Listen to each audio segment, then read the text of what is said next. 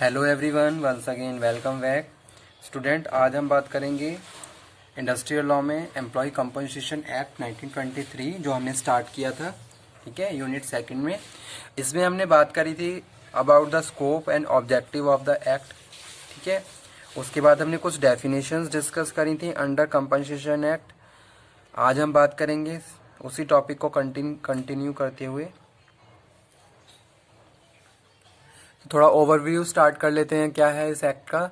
The employ compensation act, it is necessary to examine some important definition which are given under section 2 of act. ठीक है, अगर हम compensation act के section 2 की बात करें तो यहाँ पे स्टूडेंट हम बात कर रहे हैं किसकी, वेरियस डेफिनेशंस। जैसे कि यहाँ पे लिखी हुई है कमिश्नर। कमिश्नर कौन होते हैं? Commissioner means a commissioner for employees compensation appointed under section 20। ठीक है, सेक्शन 20 में हम बात कर रहे हैं इनकी। और कमिश्नर कौन है? जिन्हें हायर किया गया है, ऑथराइज किया गया है बाय द स्टेट गवर्नमेंट। किसके लिए? फॉर एम्प्लॉय कंपनसेशन के लिए। ठीक है, तो उसको यहाँ पे हम बात कर रहे हैं एज अ कमिश्नर। कंपनसेशन क्या है? Compensation section 2 sub section 1C। Compensation means a provided by this act.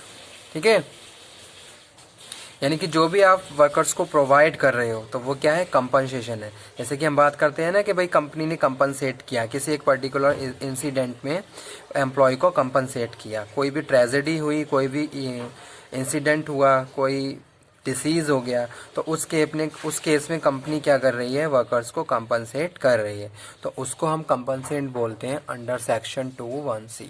ठीक है, डिपेंडेंट कौन होते हैं? डिपेंडेंट्स मीन्स एनी फॉलोइंग, यानी कि कोई भी, जैसे कि आपका विडो है कोई, ठीक है, या फिर कोई लेजिटिमेट सन है, अनमैरिड डॉटर है, विडोवर डॉटर है, ठीक है, पेरेंट्स हैं, ग्रैंड पेरेंट्स हैं, तो स्टूडेंट ये सारे डिपेंडेंट होते हैं। डिपेंडेंट की यहाँ पे हम बात कर रहे हैं, जैसे सपोज इन केस अगर वर्कर्स के साथ कोई ट्रेजेडी हो गई, जैसे सपोज डेथ हो गई या फिर कोई अदर मेजर डिसीज हो गया, तो उस केस में उसके बिहाफ पे किसको कंपनसेट किया जाएगा? ठीक है, तो वो यहाँ पे हम बात कर रहे हैं डिपेंडेंट। जैसे हम बात करते हैं कि अगर आप कोई भी पॉलिसी लेते हो तो वहाँ पे भी पूछा जाता है कि भाई आपके कौन कौन से डिपेंडेंट हैं। नॉमिनी का पार्ट वहाँ पे हमें फिल करना पड़ता है। तो उसी तरीके से यहाँ पे हम बात कर रहे हैं किसकी? Under section 2(1)(d) dependent. ठीक है, इसी के साथ आगे बढ़ते हैं हम। एम्प्लॉयज़ कौन होते हैं? तो ये सब तो टॉपिक हमने कवर अप कर लिए थे। आज नीचे आ जाते हैं सबसे लास्ट में डिसेबलमेंट की। ठीक है, ये टॉपिक हमारा चल रहा था डिसेबलमेंट। तो भाई डिसेबलमेंट क्या है? Under factory act 1940, under company compensation act 1923। Disablement means inability और incapacity to work may be total, temporary और परमानेंट। ठीक है, डिसेबलमेंट में यहाँ पे स्टूडेंट हम बात कर रहे हैं कि भाई आप काम नहीं कर पा रहे हो। ठीक है, आपके साथ आप ड्यूरिंग एम्प्लॉयमेंट कुछ ऐसी सिचुएशन हुई, कुछ ऐसी कंडीशन आई कि आप काम नहीं कर पा रहे हो।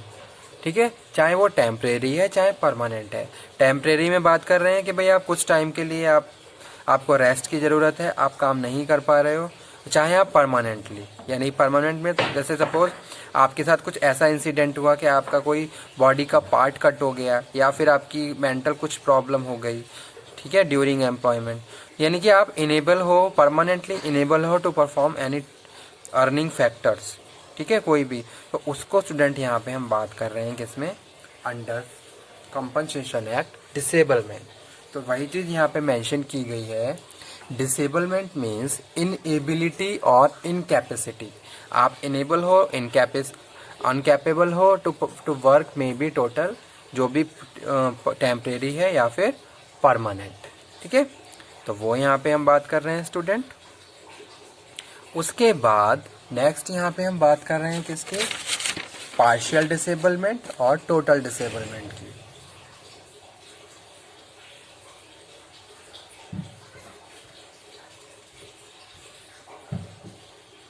ठीक है, तो पार्शियल डिसेबलमेंट में हम बात कर रहे हैं। Partial disablement means where the disablement is of the temporary nature. जहाँ डिसेबलमेंट क्या है, टेम्परेरी नेचर का है, यानी कि टेम्परेरी आप कुछ टाइम के लिए काम नहीं कर पा रहे हो, कुछ आपके साथ कुछ ऐसा इंसिडेंट हुआ जिसकी वजह से आप कोई भी वर्क नहीं कर पा रहे हो, तो उसको हम यहाँ पे पार्शियल डिसेबलमेंट बोल रहे हैं स्टूडेंट। ठीक है, तो वो क्या है, पार्शियल। टोटल डिसेबलमेंट की बात कर रहे हैं under section 1I। Total disablement means where disablement is permanent, यानी कि आपको परमानेंट कोई प्रॉब्लम हो गई है। जैसे सपोज, जैसे आपने देखा होगा कुछ कभी कभी ऐसे केसेस आते हैं कि ड्यूरिंग एम्प्लॉयमेंट वर्कर की कुछ प्रॉब्लम हुई, जैसे कोई बॉडी का पार्ट कट हो गया, या फिर आपने केमिकल इंडस्ट्री में बहुत सारे इंसिडेंट देखे होंगे, वर्कर्स की प्रॉब्लम हो गई, कुछ रेयर केसेस ऐसे भी आए हैं जहाँ डेथ्स हो गई हैं। तो ये सारी चीज़ें क्या है, टोटल डिसेबलमेंट है। ठीक है, टोटल डिसेबलमेंट में हम बात करें जैसे वर्कर्स काम ही नहीं कर पा रहा है, तो वो यहाँ पे हम बात कर रहे हैं total disablement means where disablement is permanent and incapacity an employees for all work which he was capable for performing at time. ठीक है, तो वो यहाँ पे हम बात कर रहे हैं टोटल डिसेबलमेंट। यहाँ पे हम बात कर रहे थे partial disablement, only the earning capacity to reduce. ठीक है, यानी कि पार्शियल डिसेबलमेंट क्या है कि भाई आपकी अर्निंग कैपेसिटी रिड्यूस हो गई। टोटल डिसेबलमेंट यहाँ पे हम बात करें क्या, total disablement the employ is rendered incapable doing all type of work. ठीक है, यानी कि वो क्या है, कैपेबल नहीं रहा किसी भी टाइप के वर्क करने को लिए, तो उसको हम यहाँ बात कर रहे हैं कि इसमें total disablement.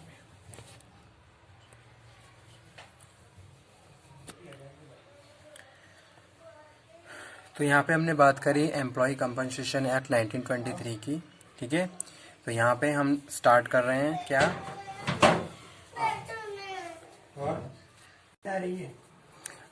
The employ compensation act 1923 extend to whole of India. पहली चीज़ जो कि बहुत इंपॉर्टेंट है, आपको पता होना चाहिए।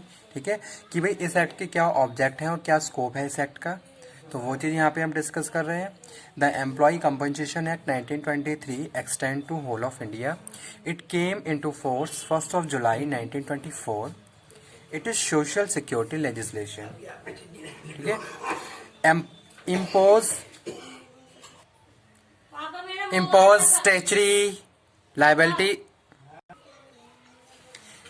Statutory liability upon a employer to discharge this moral obligation toward employees when they suffer from physical disability or disease।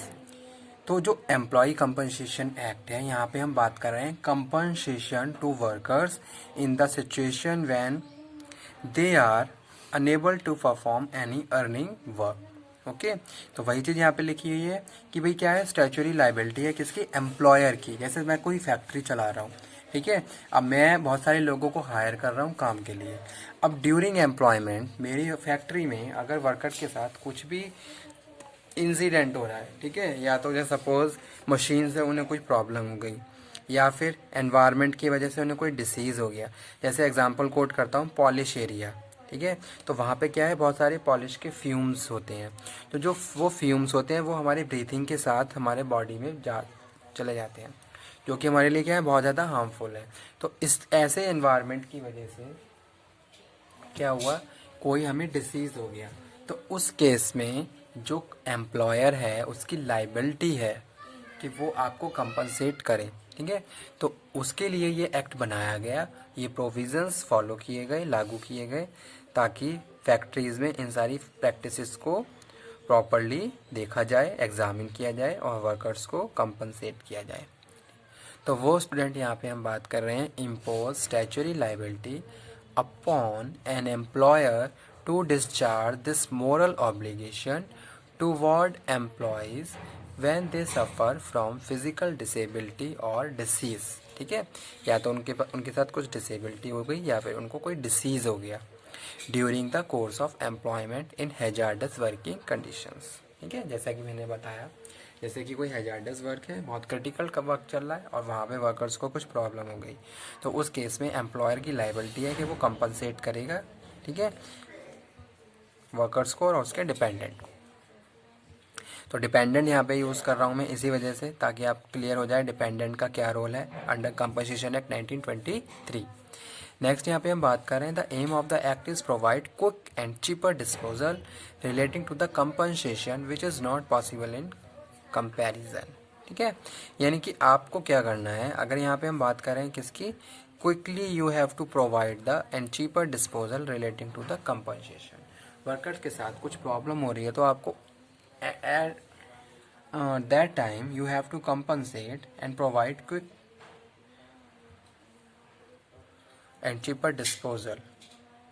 यानी कि वर्कर्स को क्या करना है, उसी टाइम पे आपको क्या करना है, फैसिलिटीज़ प्रोवाइड करवानी है, कंपनसेट करना है, ताकि उन सारी चीज़ों को प्रॉपरली हैंडल कर सके और उसको कोई प्रॉब्लम ना हो, फाइनेंशियल प्रॉब्लम ना हो या अदर टाइप कोई भी प्रॉब्लम क्रिएट ना हो। जैसे वर्कर्स को कोई डिसीज़ हो गया, अब वो ट्रीटमेंट नहीं कर पा रहा है, तो एम्प्लॉयर की क्या है, लायबिलिटी है। ठीक है, तो वो यहाँ पे हम बात कर रहे हैं अंडर एम्प्लॉयज़ कंपनसेशन एक्ट 1923। तो आज के लेक्चर के लिए स्टूडेंट इतना ही। ठीक है, नेक्स्ट लेक्चर में हम फिर कवर अप करेंगे हमारा next topic employ compensation act 1923। Second unit हमारी स्टार्ट हो गई है। फर्स्ट यूनिट हमने अपनी कवर अप कर ली, जिसमें हमने whole complete factory act 1948 cover up कर लिया है। फैक्ट्री एक्ट के बहुत सारे प्रोविजंस जो एग्ज़ाम के पॉइंट ऑफ व्यू से बहुत ज़्यादा इंपॉर्टेंट है। मैं अगेन आप लोगों से बोल रहा हूँ, अगर किसी भी टॉपिक में कोई प्रॉब्लम हो तो आप वो डिस्कस करें, बताएं मुझे, ताकि मैं उस टॉपिक को दोबारा से डिलीवर करूँ। ठीक है, एक नया टॉपिक हम अपने नेक्स्ट लेक्चर में फिर कवर अप करेंगे। Thank you once again, thank you very much.